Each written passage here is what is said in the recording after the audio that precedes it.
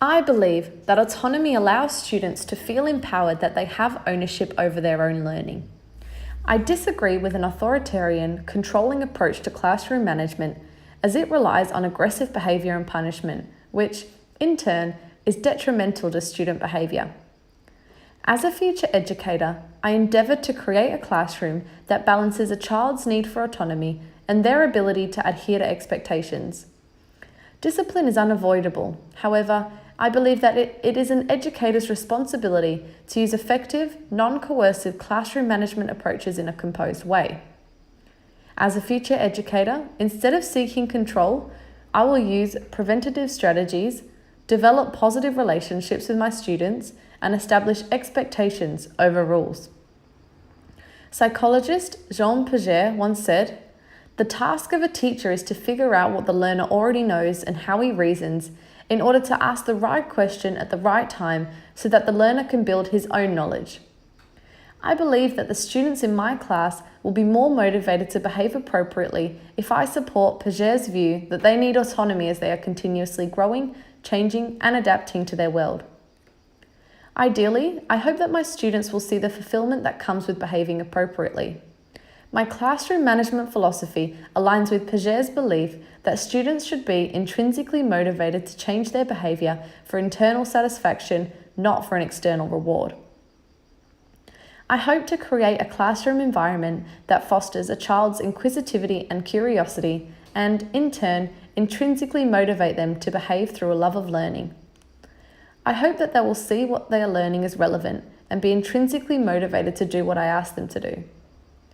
I do, however, believe that extrinsic motivation, as theorized by Vygotsky, is sometimes necessary for students to behave in the short term. Rewarding desired behaviour through extrinsic motivation is occasionally beneficial to students, especially in the younger years. I believe that when managing difficult students, it is more likely that they will behave immediately when I extrinsically motivate them through rewards. Through focusing on intrinsic motivation in my future classroom, I hope to instill a growth mindset in all my students so that they believe in their own ability to behave and learn. At the core of my classroom management philosophy is my belief that preventative strategies should come before corrective strategies. I hope to use preventative strategies in an effective way to avoid behavioural issues by focusing on meeting the needs of my students through engagement, motivation, and relationship building. I believe that it is useful for an educator to use preventative strategies with all students as it can reduce the risk of undesired behaviour.